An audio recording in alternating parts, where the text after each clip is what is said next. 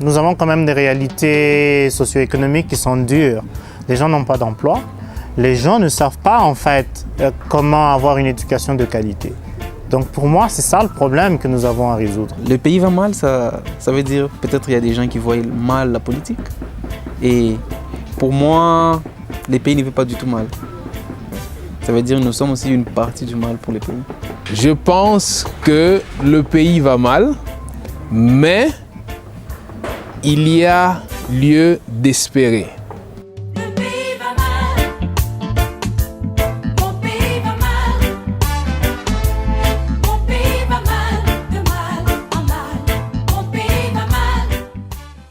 Alors, est-ce que le pays va mal?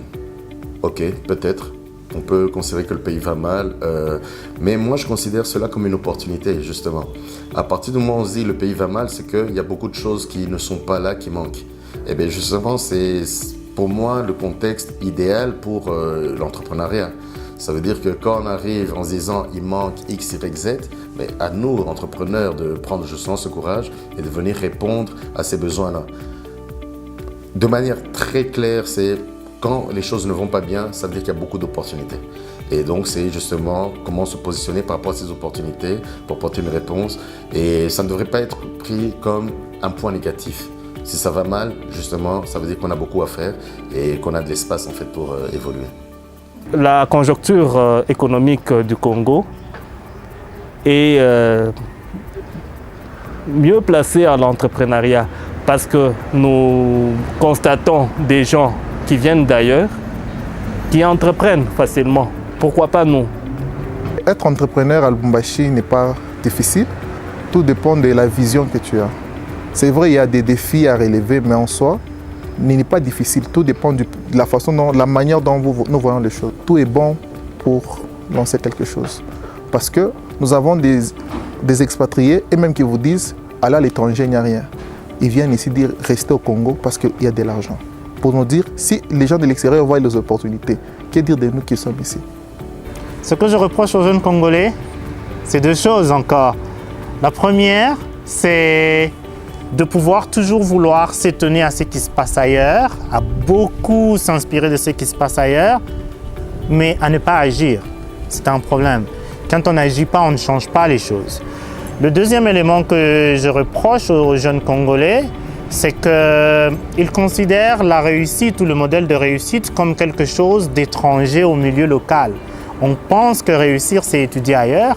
On pense que réussir, c'est faire des affaires ailleurs. On pense que réussir, c'est aller ailleurs.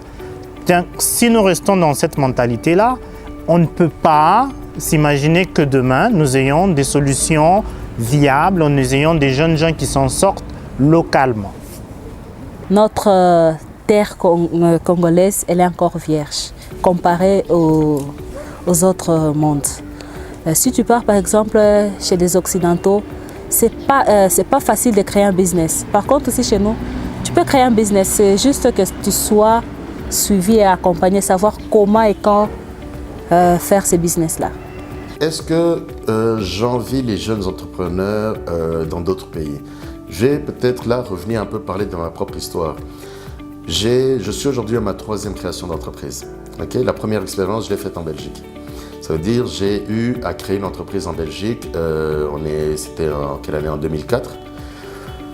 Aujourd'hui, quand je compare mon expérience que j'ai eue à l'époque de ma première entreprise créée aujourd'hui, qu'est-ce que j'avais comme avantage? Oui, j'ai bénéficié d'un incubateur, donc c'était une facilité, certes.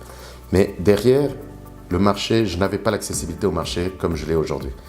Ça veut dire que oui, on faisait un chiffre d'affaires de l'ordre de 300 000 à 400 000 euros l'année. Mais au final, on arrivait un peu à la limite. Ça veut dire qu'on arrive être entrepreneur dans un marché saturé, c'est très difficile. Peut-être qu'on t'aide, mais on t'aide, mais derrière, tu n'as pas les débouchés que tu aurais dans un autre système. Alors qu'ici, je me retrouve dans un environnement où je sens que voilà, tout est à la portée. Je peux aujourd'hui, sans grosse crainte, m'adresser à une grosse entreprise parce que, comme je le disais plus tôt, on a des opportunités, il y a beaucoup de choses qui restent à faire. D'où, s'il fallait le refaire, si je vais aujourd'hui choisir, créer une structure en RDC, me lancer en entrepreneuriat en RDC ou ailleurs, je ferai en RDC, pas ailleurs. Parce qu'il y a le marché. Parce qu'aujourd'hui, on peut se positionner, on peut avancer en RDC, ce qui n'est pas évident dans un autre pays. Le pays a tout le potentiel dont il a besoin pour se développer. Un pays pour se développer a besoin essentiellement de 3 choses. Nous avons les ressources, nous avons l'énergie et nous avons l'organisation. La RDC contient des grandes potentialités en énergie et en ressources. Le seul point où nous avons beaucoup de problèmes, c'est au niveau de l'organisation. Juste avec l'organisation, avec ce pays, on fera des merveilles plus que dans tous les autres pays dans le monde entier. Voilà. J'ai ma position par rapport aux dirigeants du pays, en fait. C'est que, je dirais, à la base, quel est leur rôle? Leur rôle, c'est de mettre en place le système, les structures pour nous permettre aux entrepreneurs de se développer. Je dois quand même avouer que les choses, du moins l'impression que j'ai aujourd'hui, c'est les choses se sont améliorées sur ce point de vue-là. Quand on regarde par exemple, moi au départ, quand j'ai créé la structure, en fait, ce n'est pas la première structure que j'ai créée. J'ai eu plusieurs expériences d'entrepreneurs à différents niveaux en RDC. La première fois que je l'ai faite, je me souviens le temps que ça m'a pris pour établir la compagnie, avoir les documents. Ça m'a pris un peu plus d'1 an et ça m'a coûté assez cher. Alors que je constate qu'aujourd'hui, maintenant que j'ai relancé une nouvelle structure, les choses sont devenues beaucoup plus simples. Là, on doit quand même le reconnaître, la création d'entreprise est devenue beaucoup plus simple. Et au-delà de cela, j'ai envie de dire, en tant que dirigeant, c'est ça, mettre en place, permettre aux personnes de s'installer, de créer leur entreprise. Résoudre la question d'emploi n'est pas une question qui dépend que des gouvernants, qui dépend que des individus, mais qui devrait être une solution globale, systémique, que tout le monde met en œuvre. C'est toute une culture à mettre sur place et c'est cette culture que je considère qui manque. Si le pays va mal, il va mal au niveau de cette perception culturelle que nous avons de ce que le pays doit être demain. Il est grand temps qu'on se réveille. Il est grand temps qu'on se mette à travailler et à travailler sérieusement et durement. Parce que sans travail, on ne peut rien faire. Il y a un dicton qui dit « l'effort fait l'effort ». Si on veut être fort, nous devons y mettre de l'effort. Mais à part l'effort, nous devons avoir un objectif, nous devons avoir un rêve. Mais pour atteindre ces rêves, nous devons nous donner des objectifs et nous munir des compétences pour atteindre ces objectifs. Dès que nous aurons des objectifs et les compétences nécessaires, nous pouvons faire tout ce que nous voulons. J'ai dit, et je ne cesse de le répéter, que tout le monde dans la vie peut avoir ce qu'il veut, mais très peu de gens travaillent suffisamment pour avoir ce qu'ils veulent.